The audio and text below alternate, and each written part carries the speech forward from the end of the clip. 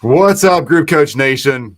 Great to see everybody today. We got David Baer. Am I saying your last name right, David? Do you say it Baer? That's the sort of stuff you're supposed to do pre-show, Chris. But yes, you are saying it right. Yeah.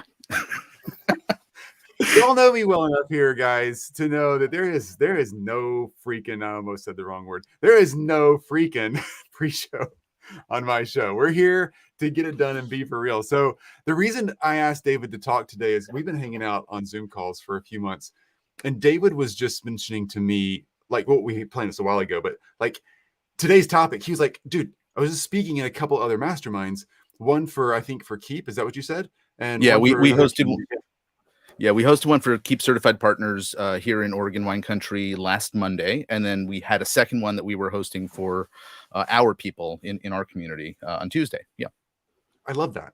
And then we got riffing about like, okay, some people are worried about having other speakers in their masterminds or in their group coaching programs or speaking in other people's group coaching programs. Like there's a lot of fox in the hen house. How does that actually work? So David, let's unpack this topic because you were just mentioning another who just mentioned a minute ago also that has nothing but other speakers in his mastermind. Oh, I'm in Brian Kurtz's Titans Accelerator group, and every call we have, well, almost every call we have a guest speaker coming in, and we can talk about sort of the pros and cons of that as well. Yeah. I love this because so many of us worry about having, like if I had David speak in my mastermind, well, what if he was in there and he made relationships with my people and then he started working with them? Awesome. Like, cool. If they need what David's got, I sure don't want to get in the way of that. I learned a long time ago, David, I don't know about you, but the scarcity mentality, there's just no reason for it.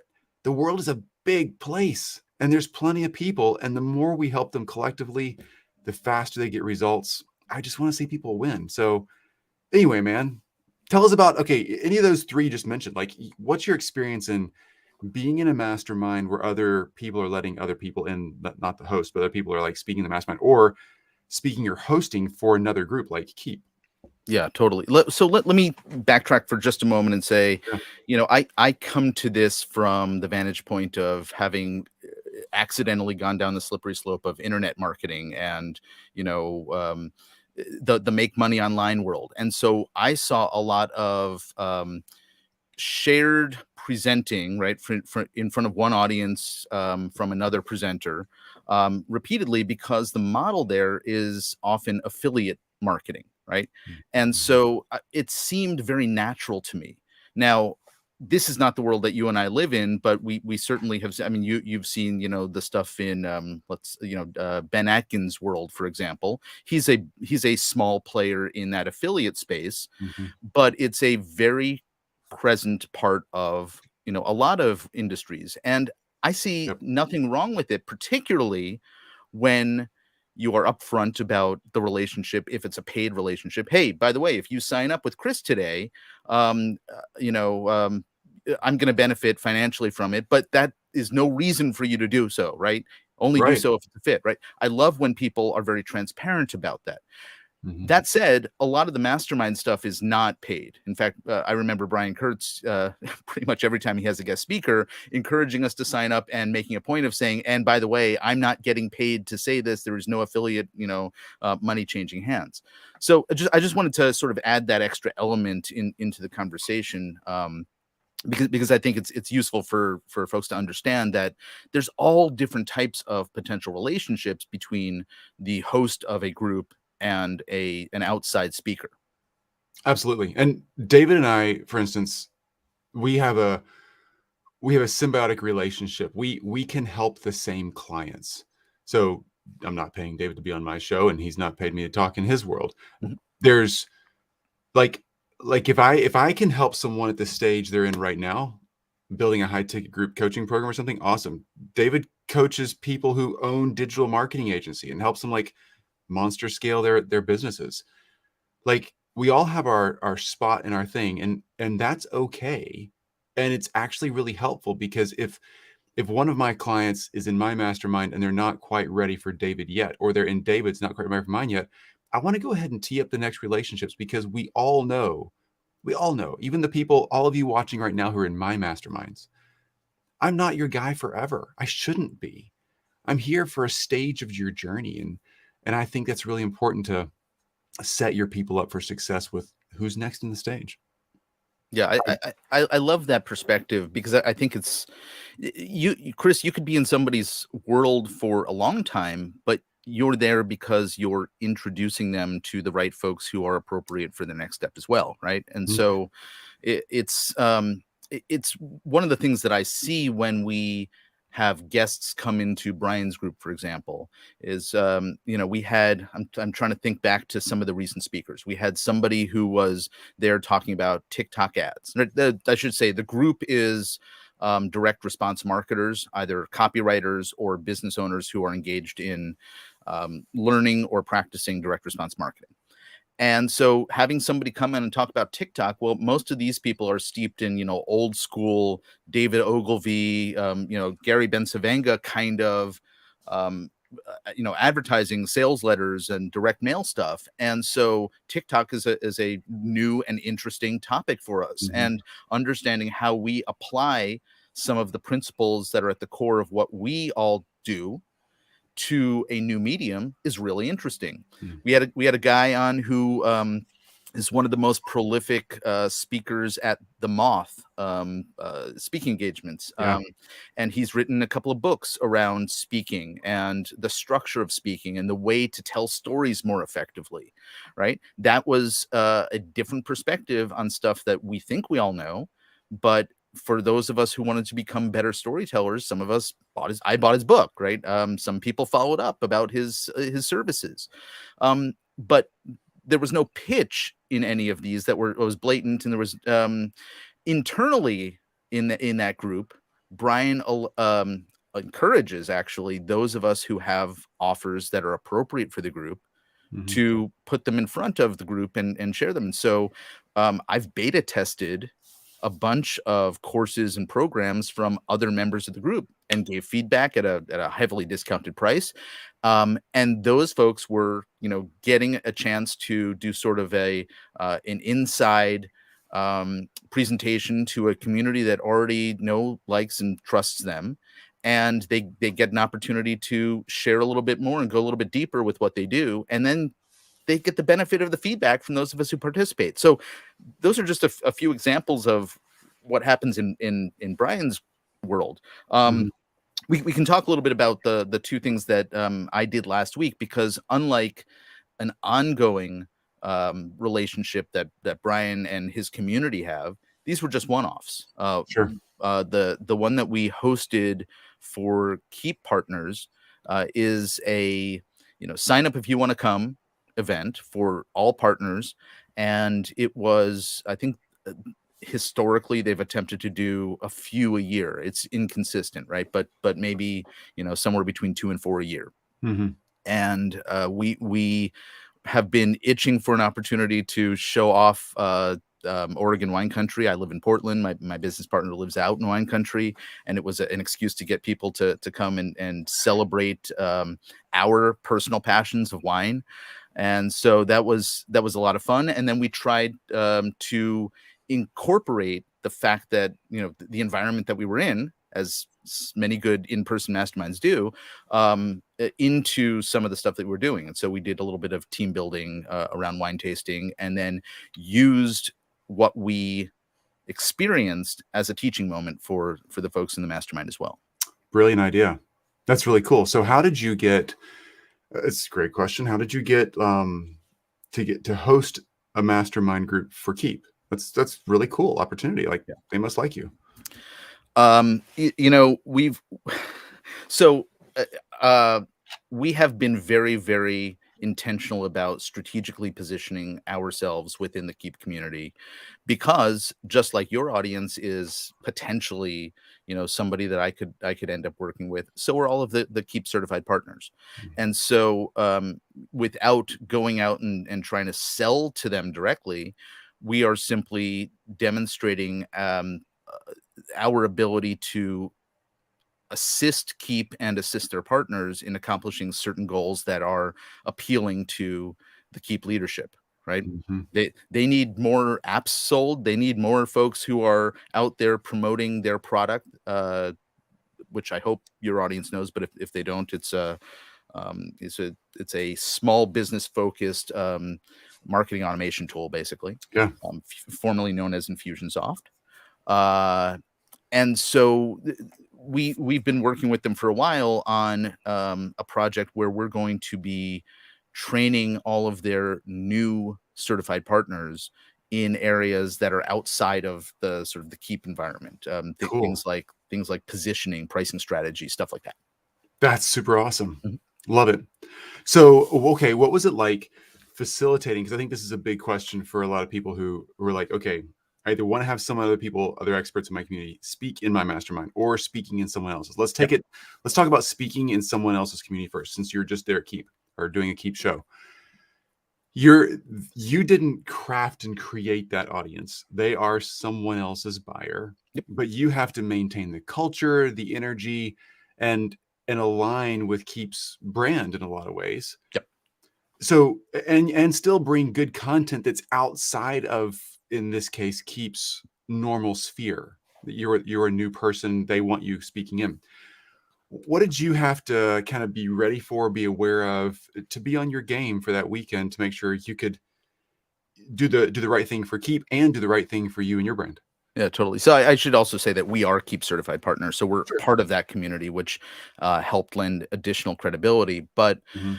what we had to do was to make sure that we were not overtly selling, Mhm. that we were demonstrating our knowledge and expertise in areas that would be helpful to people, that we would never then say, and therefore you should come and sign up for our program, right? Uh, because that stuff happens naturally. Mhm. And so that was one of the things that we went in knowing we had to actually discipline ourselves to make sure that we were not trying to draw attention to what our offer was. And so um, the content that we presented was as I think we were talking before we hit record or broadcast, I guess, is technically what we did, um, about the Russell Brunson mastermind that you were in. Mhm. And I remember Russell tells we were talking about the fact that, mastermind hosts tell the same stories over and over. And so here's a story that I know you've heard a dozen times about Russell getting on the stage and giving away, more useful information than anybody else, and then crickets at the end, and he didn't sell anything. Right. Right. And so that is an important lesson for anybody who's presenting to to take is that you need to be able to give something. There's a phrase, and I don't know. This is exactly how I would apply it, but useful but incomplete, right? So Mhm. so guiding people through the what, but not the how, Mhm. perhaps, and it really gets people then leaning in, more engaged, saying, "Oh wow, that's a brilliant idea. I think I could do that. Oh wait a second, I don't know exactly how. Let me go over and talk to the speaker, uh, and see how they can help me further." Right. Yeah. And so it's a model that I think is very useful for the audience. Let's go back to that TikTok example, right? Mhm. I'm not a service provider anymore. And so I'm not interested in getting all of the details of how to do all of that TikTok related stuff. But I got enough of a framework of how it works, what's important to be aware of in that world, and now I've been introduced to an expert so that if and when the Mhm. subject of I want to, run a campaign on TikTok, well, I now know the go-to person. I I just love that. So here's what I'm taking away from that, David. Correct me if I'm wrong. I think we kind of touched on this a little bit yesterday here on this show as well. Just understanding how to actually help someone make a significant change. And for many of us, as people who value real information and a relationship with someone who can actually help us implement, we all know that if we want information, YouTube can teach you everything for free. But we all know that if we watch the YouTube video, we'll probably never do it. So I need to know who can help me. Are they an expert? And enough information about the topic from them so that I know where it fits in my trajectory as a business person. That's really, really helpful. And the reverse engineer of that, David, you mentioned when you first started talking about that, is knowing how much to share, helping them understand the what, not the how. But here's the thing, folks, don't feel guilty about that. We mentioned this yesterday too. Don't feel guilty about that. The truth of it is, David's example, somebody sharing about TikTok, the presenter on TikTok in an hour, 2 hours, there's no way that speaker can actually get that room knowledgeable enough to run out and go execute a well-run TikTok marketing plan. You just can't do it. What that speaker can do is say, okay, I can help you understand, shift your belief, and know what next steps are, because you're going to forget 90% of this when I walk out of the room anyway. So let's shift your belief, understand how this thing works, and have a next step. That's really what we're here to do as speakers in someone else's mastermind, like we're talking about now, in another program, a platform, a virtual summit, a stage, whatever. We're belief shifters. It's an interesting way to think about it. And I like that, and I think it applies very much to the two experiences that we hosted last week. So the second day, I'll talk about hosting an event and having guests come in and what we had them do. So we're very, very briefly in the business of teaching marketing service providers how to implement strategic marketing consulting into their business for high ticket. Love that. And so they understand marketing strategy, Mhm. but we thought, okay, there's a couple of opportunities to expand their understanding of strategic thinking around other things that they do in their business, right? And so we looked at the commonly referred to three-legged stool of finance and operations and sales and marketing, and they know the marketing stuff. What we've discovered about members of our community is the selling stuff is a challenge for some of them, whether it's that they just don't have a system, or more importantly, they're struggling to apply the system that we have been teaching. And so we brought in a sales expert to talk about sales systems, plural, right, and different approaches to selling, and then how to strategically structure your sales system.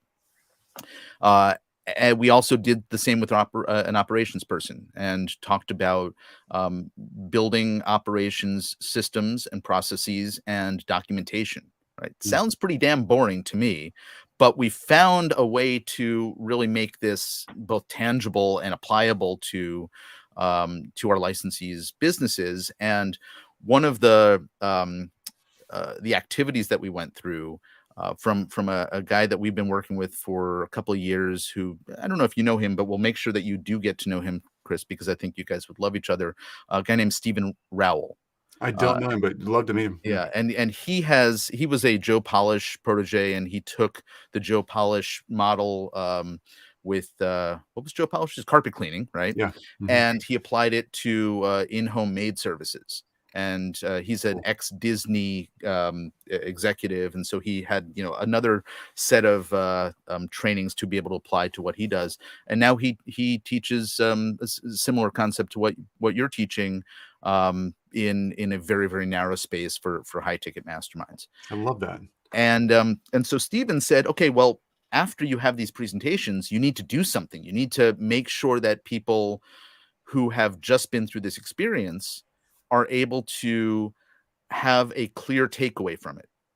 And he taught us a few different models of what to do at that point. And the one thing that we chose was, what am I going to start doing? What am I going to stop doing? What am I going to continue to do based on what we've just heard? And that was incredibly powerful. And at the end of the day, that was one of the most appealing things from the group who were present. Was, they said, wow, you really forced us to stop and think about how we're going to actually apply this information to our business. And I already know a bunch of things that I'm doing that's wasting my time, wasting my money, etc., and how to start going about adjusting what we're doing. Man, that's so good. It's such a simple idea. Isn't it interesting how we as participants, we often hear the most simple things: a start, a stop list, and a continue list. That right there, it's not that complicated. We can all take that in 30 seconds and be like, okay, I actually know what to do with that. You don't have to explain anymore. We can talk for an hour about it if you want to. But that right there is so impactful. That's its own mastermind in a sense. But it's funny, David, I don't know about you, but I see myself included and all the agencies you work with to help them like scale up their high ticket business side that you're like focused on. That's so cool, by the way. People, if you got a digital agency, lean into David. Like if you're doing a digital marketing agency, and you're like, okay, I got to get a strategy and a structure around getting out of these low ticket, small offers and get to high ticket, like very profitable offers with the right clients. Message David. That's his jam. The thing is, these simple offers work, and yet we try to freaking complicate everything. We want to teach everybody our PhD when all they want is basic kindergarten info. How do I get to the bathroom? And when is nap time?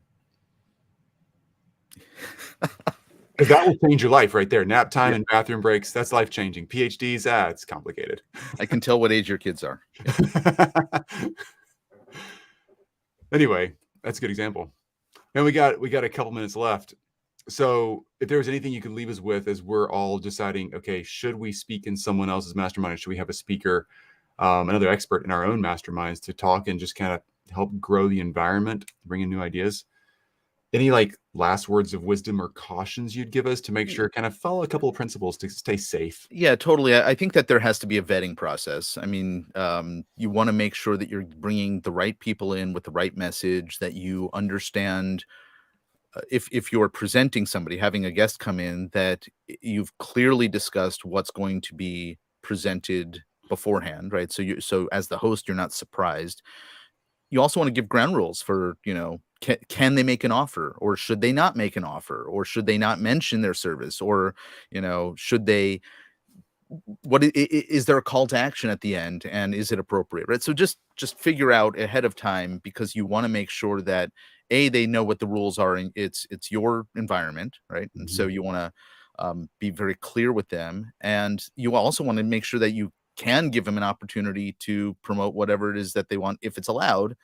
And rather than having them come present, having not told them, they leave, and then like, gosh, I wish you had told people how to follow up with you. Just set some ground rules. I think as a presenter, I gave the most important lesson that I would give, which is to structure it in a way that is going to be setting the right people up, not everybody. Right. So it's not manipulative to try to get the wrong people to just hand over a bunch of money, but it's to present yourself in a way that the right people are naturally going to gravitate toward you and want more from you. Love it. Great advice, David. Hey, David, am I getting this right? Is that your website? Yep, we are the preparedgroup.com. Yep, preparedgroup.com, folks. It's on the screen right now. I'm going to spell it out for you listeners. The THE prepared, PREPARED group, GROUP.com, just like it sounds, the preparedgroup.com. If you're trying to figure out how to take that marketing service business that you have and turn it into a marketing advisor service, I can tell you from experience that changed everything for me. Like, we have a digital marketing agency. Most people don't know this. We work with surgeons and subspecialties, cosmetic, bariatric, and plastic surgeries. We bring clients. And when we shifted from a simple service provider to an advisor, our profitability 5x'd literally. And it's been amazing, just simply making a strategic shift. But there's some nuts and bolts and sales processes to that. So I don't want to talk about it. It's not my jam to talk about that. I just want to build masterminds. David likes to talk about that stuff. Man, great hanging out. Hey, this is great. And thank you for modeling the thing that I recommend, which is to not endorse yourself, but have the host endorse you. That's even better. So thanks, Chris. You're so welcome. It's real. Like our average sale went up in our marketing agency when we made that shift to advisor. I think we were like in the 5 to 15K range for like marketing engagement. So basic website, get your social up and running. Let's talk ads, whatever. Just for the good start. Now our average ticket price is $127,000. And it's not because we made a significant shift in like, oh, it's the tools in the toolbox. It's because we became a master craftsman, and people now trust us for that craftsmanship versus just selling a commodity, another stinking website. Everybody does that. And that's why your clients, not you, David, but everybody listening, that's why your clients don't get results from your competitors, because they don't need a website or an ad spend. They need a strategy, and they need an advisor, and they need you to step up and fill that role. And David shows you how to do that. Yeah, it's changed a lot of the lives of and the businesses of the folks that we worked with, and so I'm glad that you're a living example of how it can work. It launched everything for us, gave me the resources to be able to start Group Coach Nation. So super grateful. All right, Dave, man, thanks for hanging out. David Baer here with us. Message down below wherever you're finding this if you have a question for David or me, and we'll sort that out and get you connected to David, or my team will help you out. Always, folks, do work to get results. Just please do the right work. We're not here to teach you to hustle. We're here just to help you be strategic. Go launch your group coaching programs. Go build a mastermind. Go scale your agency and get it up and running the right way with David. Do the work to get the results. David, once again, thanks, man. All the best. And everybody lean in, ask questions. Thanks.